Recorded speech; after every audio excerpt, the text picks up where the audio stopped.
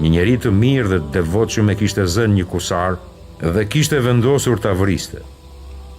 Njeriu i mirë kërkoi nga kriminali t'ia mundsonte të falte 2 rekate namaz. Kur u ngrit për t'u falur, në fillim lexoi këtë ajet kuranor.